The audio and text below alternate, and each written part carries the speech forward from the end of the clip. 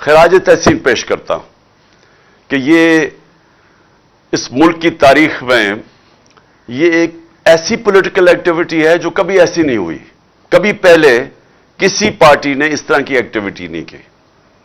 اور یہ ہماری جو حقیقی آزادی کی تحریک ہے یہ شروع ہوئی تھی 7 مہینے پہلے، جب ہماری حکومت کو ایک سازش کے تحت، بیرونی سازش جس کے ساتھ مل گئے ہمارے میر جعفر اور میر صادق، کیونکہ کبھی بھی بیرونی سازش کامیاب نہیں ہوتی جب تک کہ اندر سے غدار مدد نہیں کرتے بیرونی سازش کو کامیاب کرنے کی. تو انہوں نے ہماری گورنمنٹ گرائی اور تب سے میں میدان میں ہوں. تب سے تحریک انصاف سارے پاکستان کے اندر اپنا موقف عوام کی طرف لے کے جا رہی ہے اور عوام کو جگا رہی ہے، شعور دے رہی ہے. اور میں جتنا بھی اللہ کا شکر ادا کروں وہ کم ہے. جو میں نے ان 7 مہینے میں دیکھا، میں نے اپنی 26 سال کی سیاست میں یہ نہیں دیکھا. اور جو میں نے اپنے لوگوں کو بدلتے دیکھا، جو میں نے اپنے نوجوانوں کو خاص طور پہ، اور نوجوانوں وہ جو کہ بچے بھی تھے، 12 سال 10 سال کے بچے، میں نے ان سب کو اس میں شرکت کرتے دیکھا. میں جب نکلا لاہور سے تو سارا راستہ میں نے خواتین کو دیکھا، پردہ دار خواتین کو مارچ کے ساتھ ساتھ چل رہی ہیں، بچے لے کے اپنے. چھتوں کے اوپر میں نے راستے میں دیکھا، چھتوں کے اوپر خواتین کھڑی ہیں، دعائیں کر رہی ہیں. تو کبھی ایسے میں نے سین اپنی زندگی میں پاکستان میں نہیں دیکھے. تو میں اس لیے اللہ کا شکر ادا کرنا چاہتا ہوں کہ صرف ایک جاگی ہوئی قوم، ایک باشعور قوم اپنی آزادی کے لیے جدوجہد کرتی ہے. غلام کبھی بھی آزاد ہونے کی کوشش نہیں کرتے، غلام ہی رہتے ہیں. اور لیکن جب ایک انسان کو سمجھ آ جاتی ہے کہ آزادی کیا ہے تو تب پھر وہ کھڑا ہوتا ہے اپنی آزادی کے لیے. تو ہماری یہ جو تحریک شروع ہوئی 7 مہینے پہلے، سارے پاکستان میں ہم نے جلسے کیے اور پھر لوگوں نے قربانیاں دی اس پہ. 25 پہ یہ میں کبھی بھولوں گا نہیں، 25 میں جو ہمارے ساتھ ظلم کیا گیا، یہی جو فیشسٹ، جو جرائم پیشہ لوگ جو ہمارے اوپر مسلط کیے، جب ہمیں ہٹا کے تو جو لوگوں کا ہمارے اوپر مسلط کیا گیا، یہ پاکستان کو 30 سال سے مختلف قسم کے طور طریقوں سے یہ جرم کر رہے تھے. منی لانڈرنگ، ملک کا پیسہ لوٹ کے باہر لے جانا، لوگوں کو مروانا، ماڈل ٹاؤن کے اندر دن دہاڑے پرامن احتجاج کرنے والوں کو قتل کرنا، گولیاں مارنا پولیس کے ذریعے، پولیس مقابلے میں لوگوں کو مارنا. یہ شہباز شریف کے اوپر ایمنسٹی انٹرنیشنل یا ہیومن رائٹس واچ میں 97 سے 99 تک اس کے اوپر رپورٹ ہے کہ اس نے کئی 100 لوگ پولیس مقابلے میں مروائے. وہ جو عابد باکسر ہے اس نے ٹی وی کے اوپر آ کے بتایا، وہ جو پولیس والا تھا کہتا میرے ذریعے اس نے لوگوں کو مروایا. رانا ثناءاللہ کے اوپر 18 قتل، عابد شیر علی کا باپ کہتا ہے اس نے قتل کیے. سارا فیصلہ آباد جانتا ہے اس کو. قبضہ گروپ ہر جرم میں یہ شریک ہے. انہوں نے مل کے 25 مئی کو ہمارے اوپر جو کیا، گھروں میں گئے، کارکنوں کے گھروں میں گئے، ان کی عورتوں کے سامنے یعنی آدمیوں کو پکڑ کے لے کے گئے، بچوں کو لے کے گئے، تھانوں میں رات کو لے کے گئے. کوئی ہر اس ملک کے جو حقوق، انسانی حقوق کی خلاف ورزی کرتے ہوئے وارنٹ کے بغیر گھسے لوگوں کے گھروں میں. اور انہوں نے پھر جو عورتیں، بچے، یعنی ہماری جو تحریک انصاف کے جلسے ہیں، کبھی پاکستان میں ایسے جلسے نہیں ہوئے.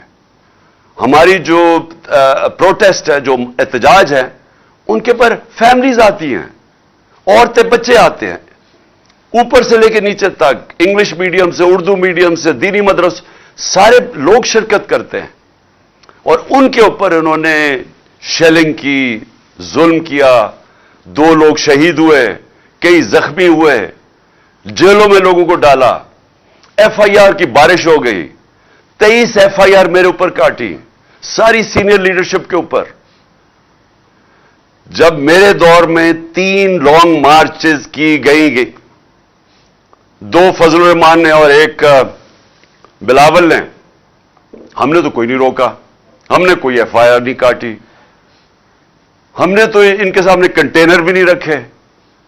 तो हमारे दौर के अंदर पूरी तरह जो आइन और कानून इनको इजाजत देता था, हमने वो किसी जगह इनको रोका नहीं। हमारे तो 25 मई को इन्होंने किया, उसके बाद एक खौफ की फजा बन गई। एक डर्टी हैरी आ गया इस्लामाबाद में, उसने और ज्यादा जुल्म शुरू किया, तशद्दुद किया, लोगों पे केसेस बनाए, सोशल मीडिया के लोगों को उठा उठा के जेलों में डाला, और जेलों में भी नहीं डाला, पकड़ उठाते थे, उनको मारते थे और फिर अगले दिन वापस घर दे देते थे, धमकियां देके। जो खौफ की फिजा बनाई गई, जनरल मुशर्रफ के मार्शल लॉ में मैं जेल में गया, वहां मैंने ऐसा नहीं जुल्म देखा उसके दौर में। जो इन्होंने जिस तरह हमारे ऊपर, जो स्टेट को पूरी तरह उसका जो जुल्म हमारे ऊपर किया, हमें ऐसे लगा हम पाकिस्तानी नहीं है। मैं जिसको ये कौम 50 साल से जानती है, वो पाकिस्तानी 50 साल से जानती है कौम। हर किस्म का पाकिस्तान का सिविल अवार्ड मुझे मिला हुआ है। दुनिया में मुझे जानते हैं कि पाकिस्तान को मैं रिप्रेजेंट करता था। मुझे इन्होंने इस तरह रखा जैसे कि मैं कोई बैरूनी मुल्क का गद्दार हूं। जो मेरे नौकरों को इन्होंने एजेंसीज ने आके पैसे देके उनको अपनी तनख्वाह पे रखा, मेरे ऊपर कोई डिवाइस रखने के लिए, आगे भी इनके प्लान बने हुए थे नुकसान पहुंचाने के लिए मुझे। उसके अलावा जो इन्होंने शहबाज गिल को जिस तरह एक कोई जुमला कह दिया, पकड़ के एक जुमला टीवी पे कहा, पहले तो टीवी बंद कर दिया ARY, उसके ऊपर उसका वो जो प्रोड्यूसर था उसको उठा के ले गए रात के 3 बजे। शहबाज गिल को नंगा करके उसके ऊपर तशद्दुद किया। एक यूनिवर्सिटी प्रोफेसर, कोई आम आदमी नहीं, यहां चले कोई दहशतगर्द होता, चले मैं मान भी लूं, कोई बैरून मुल्क गद्दार होता, कोई मुजरिम होता, एक यूनिवर्सिटी प्रोफेसर को इन्होंने नंगा करके मारा, सिर्फ खौफ फैलाने के लिए। ये जो डर्टी हैरी आया, इसने सोचा कि ये जिस तरह ये पहले करता आया बलूचिस्तान में दहशतगर्दों के खिलाफ, हमारे ऊपर वो शुरू कर दिया।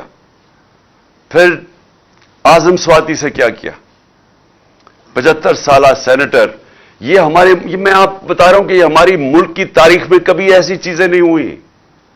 उसको ट्वीट के ऊपर मारा, पहले घर में उसके पोता पोतियों के सामने, फिर जाके नंगा करके उसको एजेंसी के हवाले किया जिधर उसके ऊपर तशद्दुद किया गया।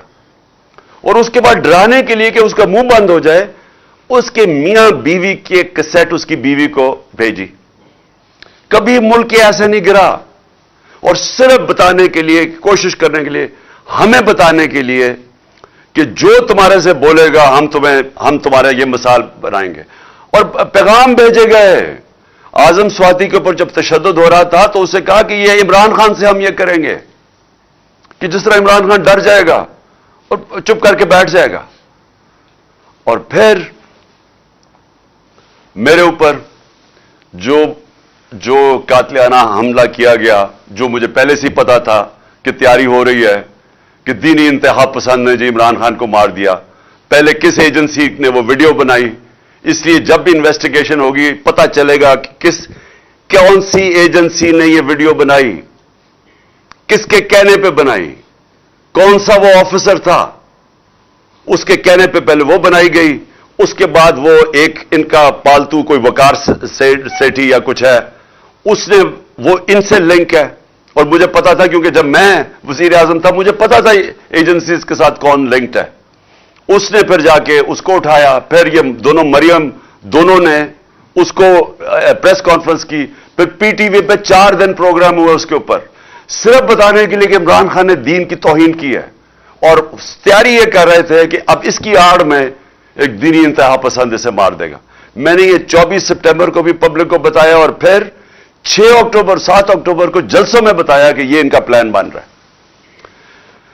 اس انتہا پہ کہ کوئی اس ملک کے اندر جو میں چھوڑیں کہ میں عمران خان ہوں، کوئی بھی دنیا کا ملک ہو، اس کے اگر ایک ملک میں جو سب سے بڑی جماعت ہے، جو ایک فیڈرل پارٹی ہے، کیونکہ پولیٹیکل پارٹیز ملک کو اکٹھا رکھتی ہیں، ملک کی فوج نہیں اکٹھا رکھ سکتی، نہیں تو اس پاکستان نے علیحدہ نہیں ہونا تھا. پولیٹیکل پارٹیز ملک کو اکٹھا رکھتی ہیں، اور جو پارٹی سارے ملک میں واحد پولیٹیکل فیڈرل پارٹی ہے، اس کو ختم کرنے کی کوشش کی گئی، ہر کوشش کی گئی اسے ختم کرنے کی. اور یہ کون کر رہا تھا؟ کیا اس کا مقصد تھا؟ اس کے اوپر میں اینڈ میں آؤں گا. لیکن یہ ساری چیزیں ہم نے برداشت کی، اس کے باوجود ہم نے یہ مارچ کی. اور ہم نے مارچ اس لیے کی، پالیٹکس کے لیے نہیں کی، یہ سیاست کے لیے نہیں ہو رہا. مجھے 6 مہینے میں ہر جگہ پہ، کئی جگہ کے اوپر مجھے لیٹر آتا تھا کہ آپ اگر اس جلسے میں جائیں گے تو آپ کی جان خطرے میں ہے. کئی جگہ چیف سیکرٹری لیٹر بھیجتا تھا کہ جی آپ کی جان، ملتان کا جلسہ نہ کریں، آپ کی جان خطرے میں. کئی جگہ ہے. اس کا مجھے خود پتا تھا کہ یہ پلان بنا رہے ہیں مجھے مارنے کا. اس کے باوجود میں نکلا. اور آج انشاءاللہ میں ابھی آپ کو ڈیٹ دوں گا اینڈ میں کہ میں آ رہا ہوں پنڈی. مجھے پتا ہے کہ ابھی میری جان خطرے میں ہے، سب کو پتا ہے، کیونکہ یہ لوگ جنہوں نے ابھی کوشش کی ہے یہ ابھی بھی وہیں بیٹھے ہیں. تو مجھے پتا ہے جان خطرے میں ہے. لیکن میں کیوں اس کے باوجود نکلوں گا؟ سیاست کے لیے نہیں.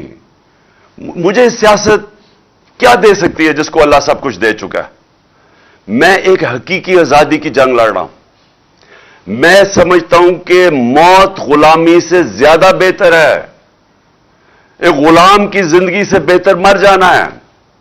اور خاص طور پہ ان چوروں کی غلامی، یہ جو 30 سال سے چوروں کا ٹولہ ملک کو لوٹ رہا تھا، اب اکٹھا بیٹھ گیا ہے، جو پہلے ایک دوسرے کے خلاف لڑتا تھا، ان کی غلامی سے، یا ان کے بچوں کی غلامی جو یہ تیار کر رہے ہیں اپنے بچے، اس سے بہتر ہے مر جاؤ. میں اس لیے نکل رہا ہوں. اور میں اپنی ساری قوم کو بھی کہہ رہا ہوں کہ دیکھیں، آپ نے فیصلہ کرنا ہے کہ کیا ہم نے اسی طرح چلنا ہے؟ کیا ان چوروں کے بعد جو اپنے بچے تیار کر رہے ہیں اور بچوں نے زندگی میں 1 گھنٹہ کام نہیں کیا، ان کا صرف کام، ان کو صرف ایک چیز آتی ہے، منی لانڈرنگ. وہ چھوٹی عمروں میں وہ اربوں پتی بن گئے تھے کیونکہ ماں باپ نے ان کے نام پہ یا چوری کر کے پیسہ ان کے نام پہ چیزیں لی ہوئی ہیں. یہ جو 4 لندن میں مہنگے اربوں روپے کے مے فیئر کے جو اپارٹمنٹس ہیں، یہ مریم کے نام پہ تب تھی جب یہ کوئی 20-21 سال کی تھی. اور یہ جو اس کا بیٹا ہے حسن شریف، 10 ارب روپے کا گھر بیچا ہے اس نے لندن کے اندر. کدھر سے پیسہ آیا؟ تو یہ سارے بچے شروع میں ہی، یہ جو تیار کر رہے ہیں بچے، ان کی یہ خاصیت ہے کہ یہ منی لانڈررز ہیں سارے. وہ بلاول، اب بلاول، میں آپ کو یہ بتاؤں کہ سیاست میں تو اس کا کوئی مستقبل ہی نظر آ رہا. اردو ابھی تک صحیح طرح بولا نہیں ہے، یعنی ہر دفعہ اردو بولتا ہے تو اور لوگوں کو سمجھ نہیں آتی کیا کہہ رہا ہے. لیکن اس کا میں آج آپ کو پیشن گوئی کرتا ہوں. اس کی زندگی کا زیادہ حصہ کس پہ لگے گا کہ اس کے باپ نے چوری کر کے پیسہ دنیا میں کدھر کدھر رکھا ہوا ہے. یہ اب ڈھونڈتا پھرے گا کہ اس کے باپ نے چوری کا پیسہ کدھر کدھر رکھا ہوا ہے. تو ان کے نیچے اگر یہ کوئی سمجھتا ہے کہ یہ ایک عظیم قوم ان کی غلامی کرے گی، یہ قوم کبھی یہ تسلیم نہیں کرے گی ان کو.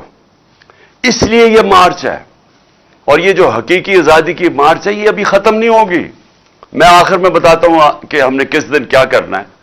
لیکن میں یہ آپ کو بتا دوں کہ یہ مارچ، یہ جب تک ہم اس ملک کو حقیقی طور پہ آزاد نہیں کرتے، ہم نہیں رکیں گے. آپ تو حقیقی آزادی کی میں ساری قوم کو یاد کرا دوں. 2 اس کے ستون ہیں جس کے اوپر حقیقی طور پہ قوم آزاد ہوتی ہے. سب سے پہلا، قوم کے فیصلے قوم میں ہوں، کسی اور قوم کی غلامی نہ کرے. ہم کسی سپر پاور کی غلامی نہ کریں. لا الہ الا اللہ اس نعرے کے اوپر بنا تھا پاکستان. لا الہ الا اللہ ایک دعویٰ ہے کہ میں آزاد ہوں، میں صرف ایک اللہ کے سامنے جھکتا ہوں، باقی میں آزاد ہوں۔ ایک خودداری کا یہ دعویٰ ہے، ایک قومی غیرت کا دعویٰ ہے۔ یہ نہیں ہوتا کہ وہاں جا کے دنیا کے باہر چکر مارو اور ہاتھ پھیلا کے کہو کہ میں مانگنے تو نہیں آیا، میں مجبور ہوں۔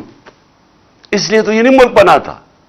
اس لیے تو قائد اعظم جب ان کو پتا بھی تھا کہ انہوں نے زندہ نہیں رہنا زیادہ دیر، پتہ نہیں چلنے دیا اپنی بیماری کا کہ کہیں پاکستان کوئی رکاوٹ نہ آ جائے پاکستان نہ بننے میں۔ یہ وہ قربانی تھی۔ ہم بڑے ہو رہے تھے زمان پاک میں، تو وہاں اتنے لاکھوں لوگ ہندوستان سے جو آئے تھے، شاید ہی کوئی تھا جن کے گھر میں قتل عام نہ ہوئی ہو۔ تو یہ تو قربانیوں کے نام پہ بنا تھا۔ اس لیے نہیں بنا تھا کہ ہم انگریز سے آزاد ہو کے تو اب ہم کسی اور سپر پاور کی غلامی کریں۔ لہذا ایک ہم ملک چاہتے ہیں جو سوورن ہو، قوم کے فیصلے قوم میں ہو۔ اور مجھے افسوس سے مثال دینی پڑتی ہے ہندوستان کی، ساتھ ہی ہمارے وہ آزاد ہوا تھا۔ صرف اس ملک کے فیصلے دیکھ لو، فورن پالیسی دیکھ لو، آزاد فورن پالیسی۔ ملک کھڑا ہو گیا ہندوستان کہ نہیں جی ہم روس سے تیل لیں گے، ہم تمہارے ساتھ الائنس ہے امریکہ کے ساتھ کوڈ کے اندر، لیکن ہم فیصلے کریں گے تیل روس سے اس لیے لیں گے کہ ہمارے لوگوں کو سستے تیل کی ضرورت ہے، ہم اپنے لوگوں کے اوپر مہنگائی کا بوجھ نہیں ڈال سکتے۔ کھڑے ہو گئے، امریکہ ناراض ہوا، لیکن آخر امریکہ کو ماننا پڑا۔ ہم نے بھی وہی کیا تھا۔ لیکن یہ جو غلام اوپر بٹھائے گئے ہیں، جو سازش کے تحت آئے ہیں، 7 مہینے ہو گئے، ان کو شرم نہیں آئی کہ ملک مہنگائی میں یعنی لوگ ڈوب گئے ہیں، لیکن انہوں نے روس سے تیل نہیں لیا کیونکہ جو ان کا جو آقا ہے وہ ناراض نہ ہو جائے۔ ہم چاہتے ہیں کہ پاکستان اگر کبھی بھی ہم کوئی بھی جو فیصلے کریں اس کی نمبر 1 چیز ہونی چاہیے کہ کیا میری قوم کا اس میں فائدہ ہے یا نہیں ہے۔ ہماری قوم کا فائدہ نہیں تھا جب ہم نے امریکہ کی جنگ میں شرکت کی اور 80,000 اپنے لوگ مروا لیے۔ یہ ہماری قوم کے مفاد میں نہیں تھا، لیکن اوپر جو سربراہ بیٹھا تھا وہ پریشر ہی نہیں لے سکا، گھٹنے ٹیک دیے، اور یہ جو زرداری اور نواز شریف آئے یہ اور زیادہ ان کے سامنے لیٹ گئے۔ 400 ڈرون اٹیک ہوئے ان کے دور میں، 400 ڈرون اٹیک۔ کبھی دنیا کی تاریخ میں مجھے ایک مثال بتا دیں کہ آپ جنگ کسی کی لڑ رہے ہیں اور وہ آپ کے اوپر بمباری کر رہا ہو۔ ایک دنیا میں مثال نہیں ہے، کیونکہ یہ کوئی ملک کی آزادی کے لیے ان کا کوئی انٹرسٹ نہیں ہے۔ یہ 2 خاندان کا انٹرسٹ یہ ہے کہ پیسے کیسے بنانے ہیں، ملک سے باہر کیسے لے کے جانے ہیں، اور پھر اس پیسے کو بچانا NRO کے ذریعے کیا ہے، اور پھر اپنے بچوں کو تیار کرنا ہے کہ وہ پھر آگے چلتے جائیں۔ اس سے آگے ان کا انٹرسٹ نہیں ہے۔ پاکستان نیچے جاتا ہے، پاکستان کا دیوالیہ نکلتا ہے، ان کو کیا فرق پڑتا ہے؟ ان کے پیسے ڈالرز میں باہر پڑے ہیں، اگر روپیہ گرے گا بھی تو ان کا تو ڈالر کی قیمت اوپر چلی جائے گی۔ تو ان کا مفاد تو یہ نہیں ہے کہ پاکستان ایک آزاد خوددار قوم بنے، ان کا تو یہ ہے کہ یہ اقتدار میں کیسے رہے اور پیسہ کیسے بنے اور بچائے کیسے۔ سب سے پہلے ہم یہ کبھی اس ملک کو جتنی بھی قربانیاں دینی پڑے ہیں، دیکھیں قومیں قربانیاں دے کے آزاد ہوتی ہیں۔ میں بار بار آپ کو کہتا ہوں، قوم جب اکٹھی ہو جاتی ہے، فیصلہ کر لیتی ہے کہ ہم ایک خوددار قوم ہوں گے، اب اپنے پیر پہ کھڑے ہوں گے، وہ قوم کھڑی ہو جاتی ہے اپنی پیر پہ۔ لیکن جب ایک قوم کی صاحب اقتدار وہ چوری کر کے پیسہ باہر لے کے جا رہے ہیں اور دوسروں کو کہہ رہے ہیں کہ آپ پاکستان پیسہ بھیجیں، اپنا پیسہ باہر لے کے جا رہے ہیں، اور پھر جب آپ مقروض ہو جاتے ہیں، کیونکہ ڈالر جب آپ باہر بھیجتے رہتے ہیں اور آپ پالیسی صحیح بناتے نہیں ہیں، ایکسپورٹس بڑھاتے نہیں ہیں، تو آخر میں جب ڈالر مقروض ہو جاتے ہیں پھر آپ گھٹنوں پہ آ جاتے ہیں اور پھر اپنی آزادی کھو بیٹھتے ہیں۔ دوسری چیز، اور یہ بھی میں آپ سب کو کہتا رہا ہوں، میں نے نام بھی اپنی پارٹی کا انصاف رکھا تھا، کہ جو انصاف ہے اس کا مطلب ہے، اس کا انصاف کا مطلب کیا ہے، میں پھر یہ آپ کو سمجھا دوں۔ قانون کے سامنے سب ایک برابر۔ انصاف انسانوں کو آزاد کرتا ہے، کیونکہ اگر انصاف نہیں ہوتا معاشرے میں تو جو کمزور ہوتا ہے وہ طاقتور کا غلام ہوتا ہے. جو جنگل کا قانون ہے, جنگل کے قانون کے اندر انصاف نہیں ہوتا, طاقت کی حکمرانی ہوتی ہے. جو طاقتور ہے وہ کمزور کے اوپر ہر قسم کا ظلم کرتا ہے, وہ کمزور کو کوئی بچانے کے لیے نہیں آتا. تو جب انسانی معاشروں کے اندر انصاف نہیں ہوتا, وہ جنگل کا قانون بن جاتا ہے. اس کا ایک نام دیا ہوا دنیا نے, بنانا ریپبلک. وہ بنانا ریپبلک بن جاتا ہے جدھر انصاف نہیں ہوتا, جدھر رول آف لا نہیں ہوتا. یہ ہمارا اس سے بھی بڑا مسئلہ ہے, پہلے سے بھی بڑا مسئلہ کہ یہاں انصاف ہی نہیں ہے.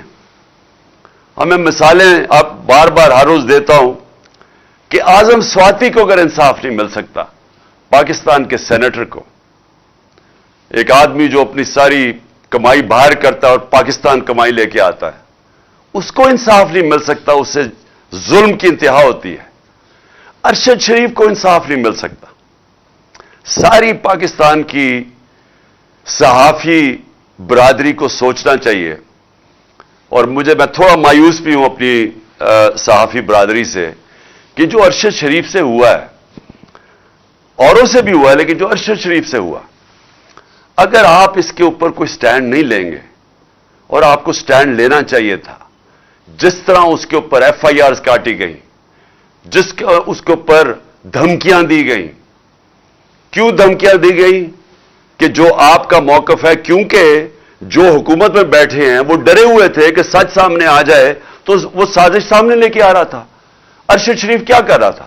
وہ سازش سامنے لے کے آ رہا تھا جو اس ملک سے ہوئی ہے.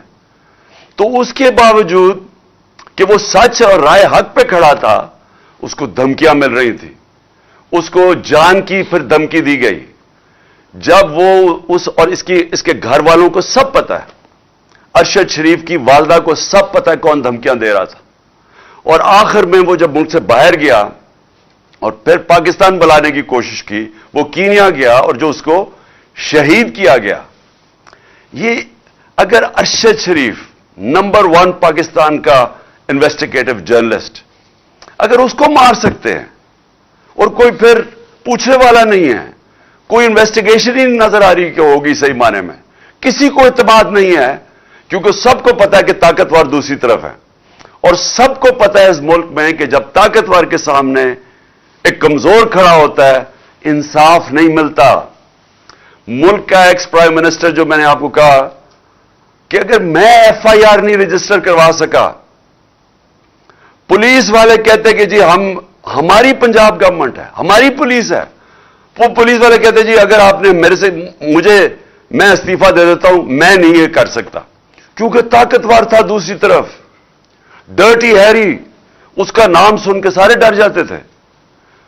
یہ بھی تیار ہو گئے کہ ہاں جی پرائم منسٹر کے خلاف بھی کر دیں گے, اور جو وہ ہے دوسرا انٹیریئر منسٹر اس کے خلاف بھی, لیکن یہ کوئی خاص ہے کہ اس کو ہم نہیں کچھ کر سکتے.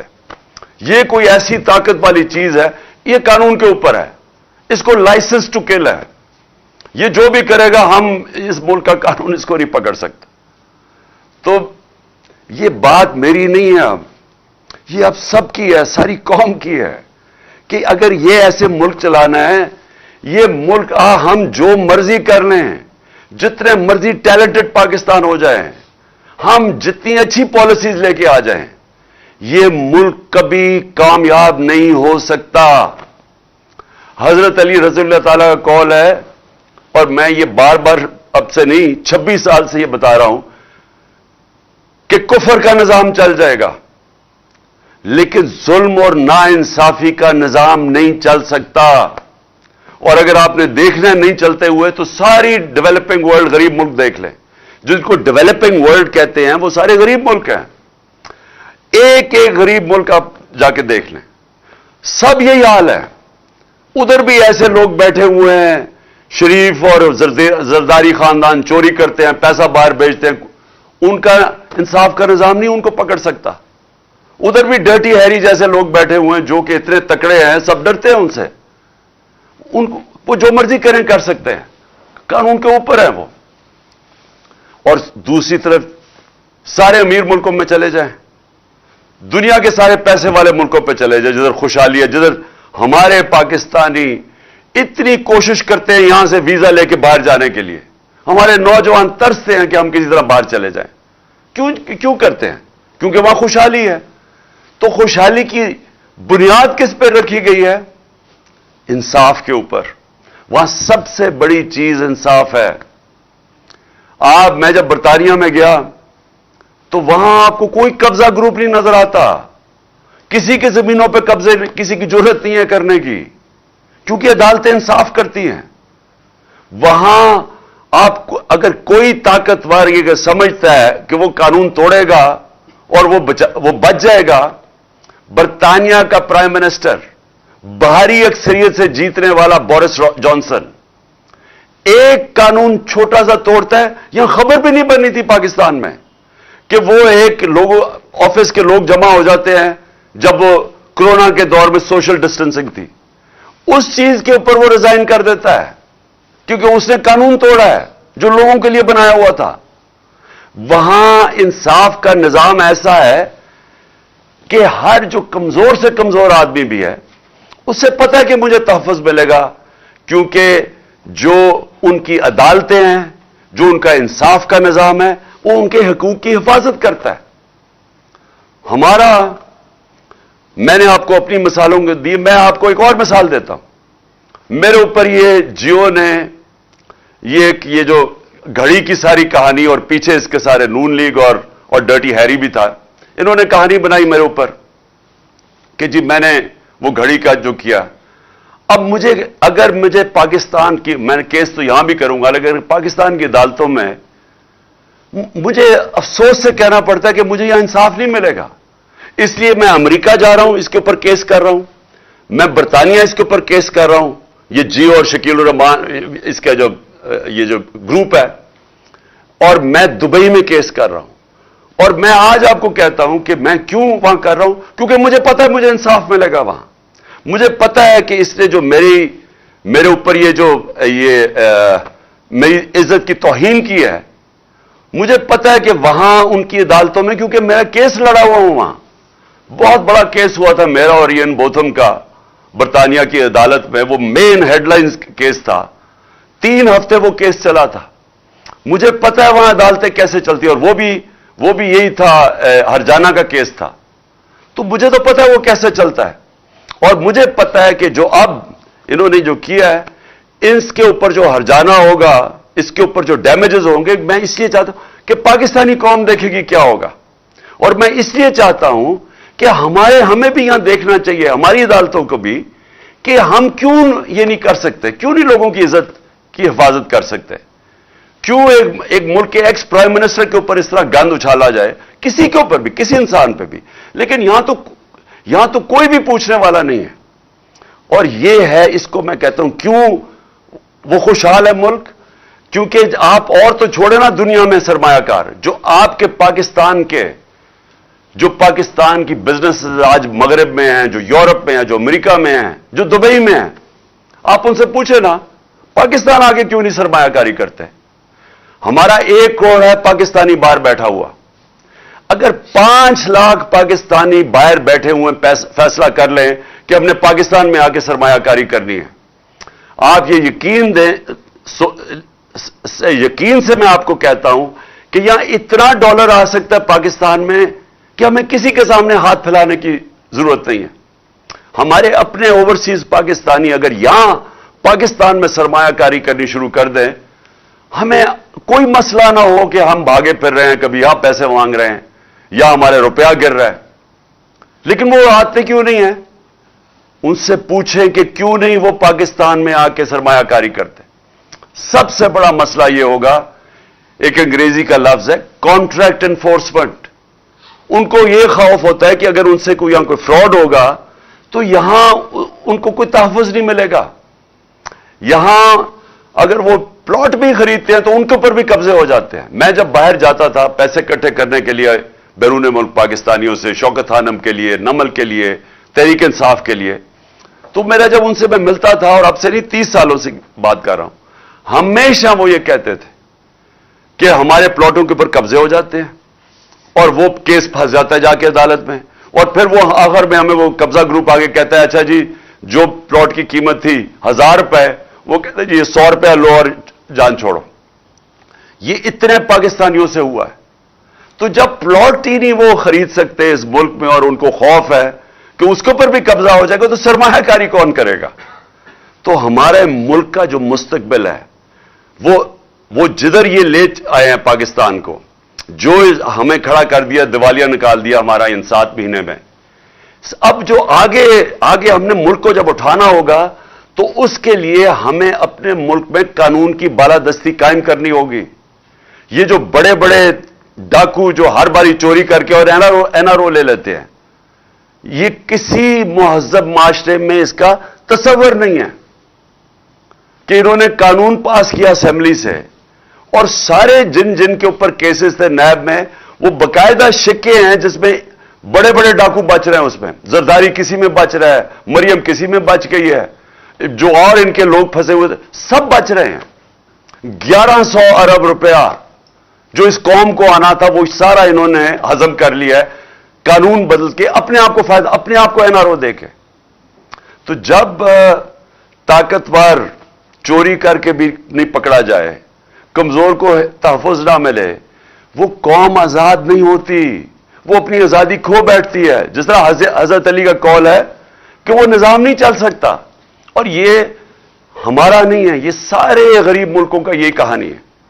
تو اس لیے یہ دوسری چیز ہے، یہ ہماری جدوجہد چلے گی طاقتور کو قانون کے نیچے لانے کے لیے، اور یہ چلتی رہے گی، یہ مارچ سے آگے چلتی جائے گی، یہ تو تحریک چلتی جائے گی جب انشاءاللہ جب تک حقیقی طور پہ اپنے ملک کو آزاد نہ کریں. اب میں 2-3 اور آخر میں باتیں کرتا ہوں. ڈیٹ، کیونکہ میں نے آپ کو ابھی ڈیٹ دینی ہے کہ ہم نے کس دن انشاءاللہ اسلام آباد سب نے پہنچنا ہے، پنڈی پہنچنا ہے کس دن، وہ میں آپ کو بھی ڈیٹ دینے لگا ہوں. لیکن میں آج 7 مہینے ہو گئے ہیں ہماری گورنمنٹ کو ہٹائے، تو میں آج اپنی جو طاقتور ہماری جو اسٹیبلشمنٹ ہے، جن کے پاس طاقت ہے، جو اس ملک کو کسی طرف بھی لے جا سکتے ہیں، پازیٹو بھی لے جا سکتے ہیں، نیگیٹو بھی لے جا سکتے ہیں، تو میں ان سے آج ایک سوال پوچھتا ہوں. میرا یہ سوال ہے، اور کیونکہ مجھے اس کا کوئی جواب آیا نہیں ابھی تک، کہ یہ لوگ جو 2 خاندان تھے، جنرل مشرف نے ان کو ہٹایا جب 99 میں، تو 2 دفعہ یہ کرپشن میں 90 کی دہائی میں نکل چکے تھے، اور کیسز کرپشن کے انہوں نے ایک دوسرے کے اوپر بنائے تھے. نون لیگ کہتی تھی پیپلز پارٹی کرپٹ ہے، نواز شریف کرپٹ ہے، وہ کہتی تھی زرداری کرپٹ ہے. زرداری کو جیل میں نواز شریف نے ڈالا، اور پھر ان دونوں کو مشرف نے ہٹا دیا، اور لوگوں نے مٹھائیاں بانٹی اور کرپشن پہ ہٹایا. اس کے بعد انہی کو جنرل مشرف نے این آر او دے دیا، اور اس کے بعد انہوں نے 10 سال جو ملک سے کیا ہے 4 گنا زیادہ قرضہ بڑھا دیا. لوگوں نے ان کے غصے میں مجھے ووٹ دی 2018 میں. اب میرا سوال یہ ہے کہ وہ کیا چیز تھی کہ ایک دم 3.25 سال کے اندر یہی لوگ پتہ نہیں کس میں نہا کے آئے کہ یہ ایک دم ٹھیک ہو گیا اسٹیبلشمنٹ کے لیے، اور اس کے بعد یہ ہمارے اوپر پھر مسلط ہو گئے. چلے مانتے ہوں کہ اسٹیبلشمنٹ نے کوئی اس کے اوپر سازش نہیں کی، لیکن روک تو سکتے تھی نا، جانتے تو تھے ان کا ماضی. کیا ان کا ماضی نہیں پتا تھا؟ فائلیں تو ساری پڑی ہوئی ہیں ایجنسیز کے پاس ان کی چوری کی، سب کچھ. تو کیونکہ میں 3.5 سال پرائم منسٹر تھا، مجھے پتہ ہے کہ ساری ڈیٹیلز ہماری ایجنسیز کے پاس پڑی ہوتی ہیں کہ ان کی چوری انہوں نے کتنی کی، تو وہ تو سب پتا تھا. تو وہ کیا چیز ہوئی کہ ان کو پھر ہمارے اوپر مسلط کر دیا؟ بیرونی سازش کامیاب ہو ہی نہیں سکتی جب تک اندر ان کی مدد نہ ہو. تو میرا سوال یہ ہے کہ اب 7 مہینے کے بعد کوئی ایک بھی مجھے چیز بتائیں کہ انہوں نے ملک کے اندر بہتری کی ہو. مجھے ایک چیز بتا دیں. اکنامک سروے پاکستان کی ان کے دور میں پبلش ہوئی، اسی اکنامک ہمارے دور میں نہیں ہوئی. وہ ہر سال جو بتاتی ہے کہ پاکستان کی معیشت کے کیا حالات ہیں، وہ इनके दौर में पब्लिश होती है और वो कहती है कि 17 साल के बाद पाकिस्तान हम तहरीक इंसाफ के जो आखिरी 2 साल थे, 17 साल के बाद बेहतरीन हमारी माशियत की इजाफा हुआ, उसमें 5.7% और 6%। ये 17 साल के बाद कोरोना के बावजूद ये हमारी माशियत ऊपर आ रही थी।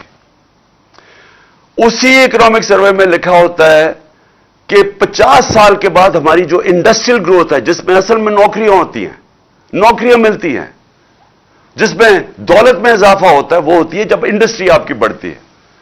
तो 26 से 27% हमारी लार्ज स्केल मैन्युफैक्चरिंग बढ़ी।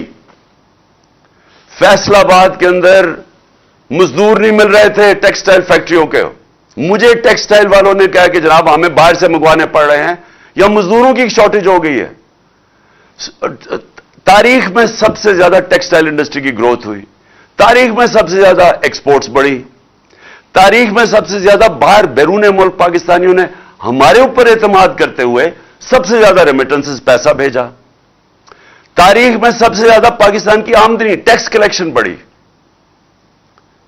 और तारीख में 4 फसलें जो पाकिस्तान की थी, क्योंकि हमने किसानों की मदद की, क्योंकि हमने उनको सब्सिडाइज करके चीजें दी, उन्होंने अपनी 4.5% हमारी ग्रोथ रेट थी, यानी हमारी इजाफा हुआ ज़राअत में, जो 17 साल के बाद था।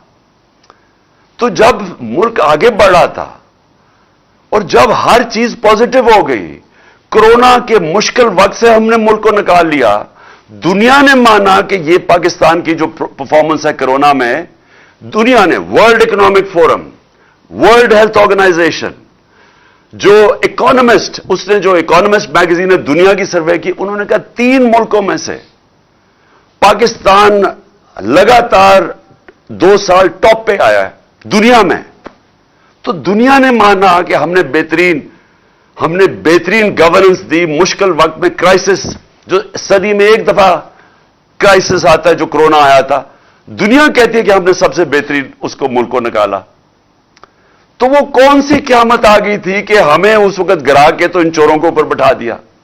अच्छा चला, मैं मानूं कि अगर आपने, शायद किसी को गलत फहमी हो कि शहबाज शरीफ इश्तिहारों के अलावा भी तरक्की कर सकता है, शायद वो समझते हो कि वाकई वो कुछ कर सकता है, लेकिन ये जरा आप देख लें, शायद वो समझे कि इसहाक डार जो 2 दफा 99 में भी इकोनॉमी बैंकरप्ट करके गया, फिर 2018 में पाकिस्तान की इकोनॉमी बैंकरप्ट थी, उसके बाद जो शायद उन्होंने समझा हो कि ये कुछ सीख गया।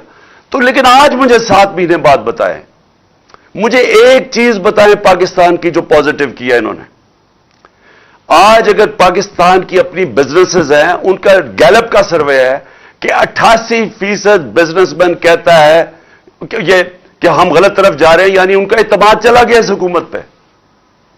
बैरून मुल्क जो कि रिस्क असेसमेंट होती है कि आप पाकिस्तान कर्जे वापस कर सकता है या नहीं, वो 85% आप कह रहे हैं कि पाकिस्तान कर्जे वापस नहीं कर सकता। तो ना बाहर के लोगों को इस पे इत्मीनान रह गया, ना अंदर किसी को इत्मीनान है इन पे, अपनी बिजनेस को भी नहीं है। और तो गवर्नेंस का यह हाल है कि 53% दहशतगर्दी बढ़ गई है 7 महीनों में। तो इनके पास तो टाइम ही नहीं है इन चीजों का सोचने का। ये तो अपने केसेस ही माफ करवा रहे थे, ये तो हमारी पार्टी को सिर्फ दीवार से लगाने की, ताकि किसी तरह ये मुझे डिस्क्वालीफाई करके इलेक्शन जीत जाए। इनका तो और कोई काम ही नहीं। तो मैं सवाल ये पूछता हूं कि इनके तो पैसे बाहर पड़े हैं, इनका तो स्टेक पाकिस्तान में नहीं है। ये जो नवाज शरीफ का तो सारा टब्बर बाहर चला गया। तो मैं ये पूछता हूं कि अपनी एस्टेब्लिशमेंट से कि आपने आज मुझे ये बता दें कि मुझे पाकिस्तान का क्या फायदा हुआ है। 7 महीने में ये रजीम चेंज से इस मुल्क को फायदा क्या हुआ है। मुझे एक चीज मैं पूछना चाहता हूं, क्या किसानों से पूछें, जाए किसानों से पूछें कि क्या हालात है उनके, आज इंडस्ट्री से पूछें, आज नौजवानों से पूछें, आईटी सेक्टर से पूछें, जो 75% एक्सपोर्ट्स हमारे दौरान बढ़ी थी आईटी की, जो फ्यूचर है मुल्क का। मुझे किसी सेक्टर से बताएं कि किसी को फायदा हुआ है इनके आने से। आज वो लोग जो हमारे पर तनकीद करते थे, वो आज दुआएं कर रहे हैं कि आप किसी तरह वापस आएं। मैं सिर्फ फिर ये सवाल पूछता हूं کہ کچھ تو ذہنوں میں سے گزری ہوگی کہ جناب ہم ان کو چوروں کو واپس آنے دیں. کچھ تو سوچا ہوگا کہ یہ کوئی فائدہ کرائیں گے پاکستان کو. اور میں حیرت یہ ہے کہ 30 سال سے ان کا ٹریک ریکارڈ ہمارے سامنے ہے, اور ہماری اپنی اسٹیبلشمنٹ نے بار بار ان کو کرپٹ کہا ہے. اپنی اسٹیبلشمنٹ نے 2 دفعہ نکوالا ہے ان کو 90 کی دہائی میں, جب یہ ان کی کرپشن کی وجہ سے. تو میں ابھی بھی میں حیران ہوں کہ کوئی بھی شاید مجھے اس کا پتہ چل جائے کہ کوئی وجہ ہو یا ان کو کوئی نظر آئی ہو چیز کہ جو ان میں کوئی صفت ہو, وہ شاید مجھے نہ نظر آ رہی ہو. لیکن میں آخر میں آج اپنے سارے پاکستانیوں سے مخاطب ہوں. دیکھیں, یہ جو وقت ہے اس کے اندر آپ ساری قوم کو میں کہہ رہا ہوں, آپ نیوٹرل نہیں ہو سکتے. آپ اگر آج نیوٹرل ہو گئے, آپ کے بچے پچھتائیں گے, آپ کی آنے والی نسلیں پچھتائیں گی کہ جب آپ کو امر بالمعروف پہ چلنا چاہیے تھا, جب آپ کو ناانصافی کے خلاف جہاد کرنی چاہیے تھی, اور آپ گھروں میں بیٹھ گئے. عمران خان کو میں آپ کو پھر سے کہتا ہوں, مجھے کوئی ضرورت نہیں ہے کہ اپنی جان خطرے میں ڈال کے باہر نکلوں. جب مجھے پتا تھا اس کے باوجود, اور جب مجھے آگے بھی پتا ہے, لیکن یہ میں بچپن سے میرے ذہن میں یہ تھا کہ میں کبھی غلامی سے بہتر مر جانا ہے. یہ غلامی ہے یہ جو ہو رہا ہے. میں اپنا FIR نہیں رجسٹر کروا سکا ایکس پرائم منسٹر. مجھے پتا ہے کس نے یہ ساری سازش کی تھی, مجھے وہ تینوں کا پتا ہے انہوں نے مل کے کی تھی, لیکن میں نہیں کر سکا. تو سوچ لیں کہ آپ میں سے کہ آپ عوام میں آپ کے پاس کیا حقوق ہے. آپ کے پاس, آپ سے اگر طاقتور ظلم کرتا ہے آپ کیا کر سکتے ہیں؟ انسان اور بھیڑ بکریوں میں فرق ہے. انسانوں کے حقوق ہوتے ہیں. بھیڑ بکریوں کو ڈنڈے مار کے جدھر مرضی آج کہہ دیں کہ یہ چور ہیں, تو کل کہہ دیں کہ یہ پاک ہو گئے, تو وہ ادھر ہی چلیں گی. انسانوں کے حقوق ہیں.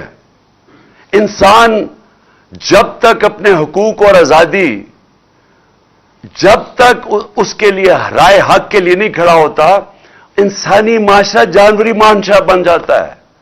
جانوروں کا معاشرے میں جنگل کا قانون آ جاتا ہے, جو اس وقت مجھے افسوس سے کہنا پڑتا ہے پاکستان میں ہے.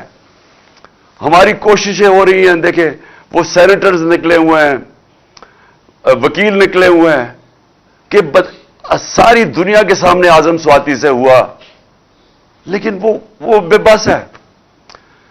اس کی والدہ ارشد شریف شہید کی, وہ انہوں نے کمیشن بنا دیا. والدہ کہتی مجھے اعتماد ہی نہیں ہے. تو جنہوں نے جو چاہتے ہیں انصاف, اگر ان کو کمیشن پہ اعتماد نہیں ہے تو کیسے انصاف ملے گا؟ اور میرے اوپر جو FIR ہوئی, جو FIR پولیس نے دی ہے, وہ FIR کیا, وہ مذاق ہے. وہ ایک آدمی کے اوپر انہوں نے FIR کاٹ دی ہے. تو ہمیں تو سب کو پتا ہے کہ دوسری طرف سے سامنے سے گولیاں آئی ہیں, دو مارنے والے تھے. تو انہوں نے تو وہی کیس بنا دیا کہ جناب یہ چاہتے ہیں. اسکرپٹ کیا تھی کہ جی دینی انتہا پسند نہیں, اکیلا تھا. اچھا, وہ بھی اتنا بیوقوف ہے, جنہوں نے اس کو پڑھایا اس طوطے کو, وہ بھی اتنے بیوقوف تھے. وہ پہلی چیز کہتا ہے کہ جی میں اکیلا تھا. کہ لوگوں, یعنی اگر کسی کو شک بھی تھا نا کہ سازش ہوئی, تو اس نے پوری کر دی کہ ہاں جی میں اکیلا تھا, کہیں وہ شک نہ پڑ جائے کہ جو دوسرا جو سامنے والا تھا اور اصل وہ نہ کہیں اس کی تلاش نہ شروع ہو جائے. تو اگر ہمیں انصاف نہیں مل سکتا, میں پھر سے کہتا ہوں میری قوم, آپ کو یہاں انصاف نہیں ملنے لگا, یہ ملک آگے نہیں بڑھنے لگا. اور یہ جو میں اب آپ کو ڈیٹ دینے لگا ہوں, میں اپنی ساری پہلے تو پارٹی کو بھی ساروں کو کہوں کہ ابھی سے تیاری شروع کر دیں. اگلے ہفتے 26 نومبر کو آپ نے سب نے اسلام آباد پہنچنا ہے. میں انشاءاللہ آپ کو وہاں ملوں گا اسلام آباد میں.